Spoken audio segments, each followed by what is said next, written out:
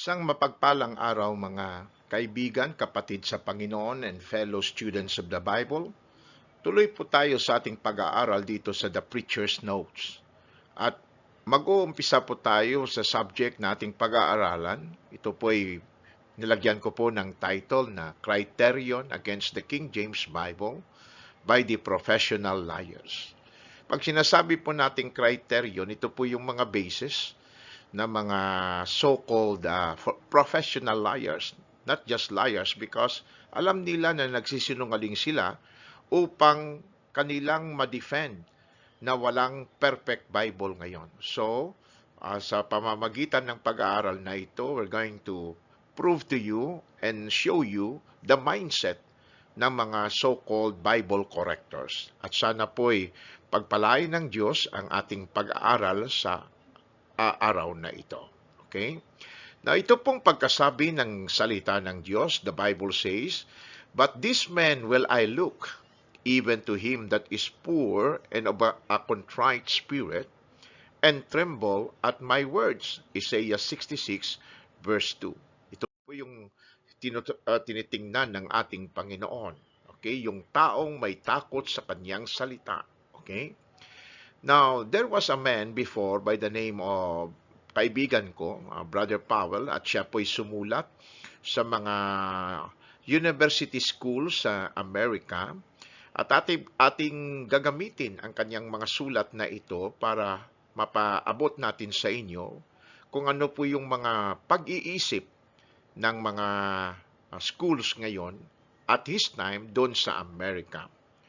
Now, ito pong sabi ni Dr. L.D. Johnson ng Furman University, tinatanong po sila ni Dr. Powell patungkol po sa King James Bible. Sabi niya, "You would not be required to use the King James Version. Why?" Sabi niya, "You would find that the professor use and recommends the Revised Standard Version for study." Patuloy niyang sinasabi, "No, we do not think there is," notice the present tense, "any perfect and infallible translation of the Bible in English language, unless one's presume that the translators are infallible." Yun po ang pagkasulat ni Dr. L.D. Johnson. Dagdag pa niya sa kanyang sulat, pag ating talagang pinag-aaralan ito, ang sabi niya, wala nang perfect Bible unless one presumes that the translators are themselves infallible. So yun kasi ang excuse nila mga kaibigan at kapatid, na yung King James Bible natin ay hindi po perfect at ito din po ay may pagkakamali because the translators ay hindi po infallible. Ibig sabihin, ang mga ginamit ng Diyos ay tao at nagkakamali. Okay? Now, kung yun ang mindset ng mga professional liars, na yung Bible natin ay no longer preserved dahil nga ay ang ginamit ng Diyos ay fallible man, then we could also conclude that even the original autographs were not infallible. Dahil po sila din ay sinulat by fallible man. Hindi po ba? Di ba? So, ang ginamit naman kasi ng Diyos para masulat yung original, tao din at hindi din yun perfect. Di ba? So, we must remember that the imperfection of man will never influence the perfection of God's Word. For men are only instruments. But God governs the work. Malinaw po ba yan, mga kaibigan at kapatid? Tandaan po natin na yung ginamit ng Diyos na tao, they are only instrument. But it is God who governs the work. Kontrolado po ng Diyos ang kanyang preservation ng kanyang salita from the original Bible. Okay? Now, ito pong pagkasabi ni Dr. Cliff Robinson sa Tennessee Temple. No? Ang sabi niya, "I must say, as a teacher of Greek, that all translation could be improved." Wow. However, I am assuming that you have not studied Greek yet.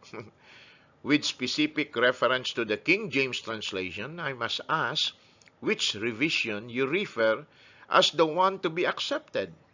It has revised at least 3 times.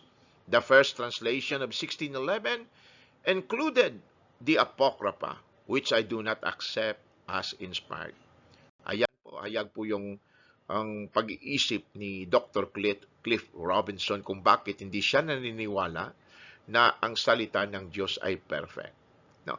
Ang sabi niya, all translation could be improved. Wow naman mga kaibigan. No? Ito po'y malaking insulto sa author ng Bible. Sino po yung author? God. Ha?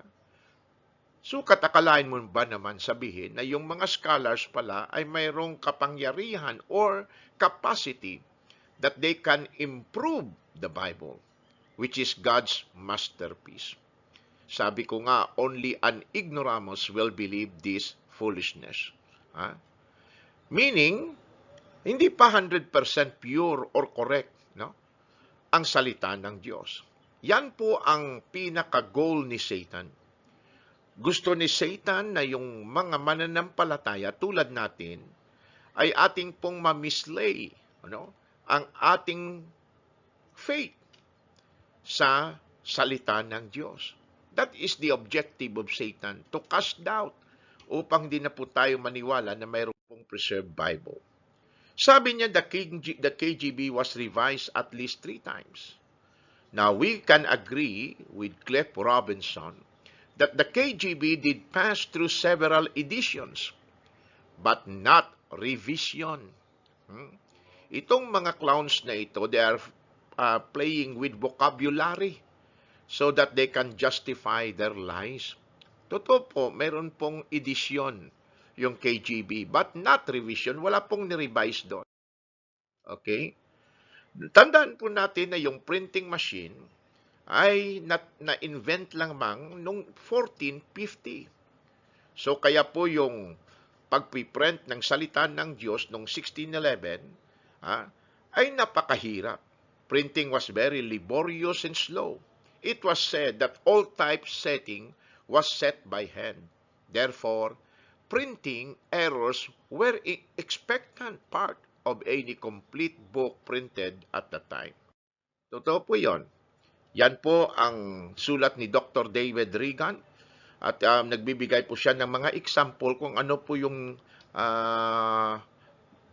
kinorek o kaya pinalitan. At hindi naman correction talaga eh. Like for example, noong 1638, this thing, dinagdagan this thing also. Shall have remained, ye shall have remained.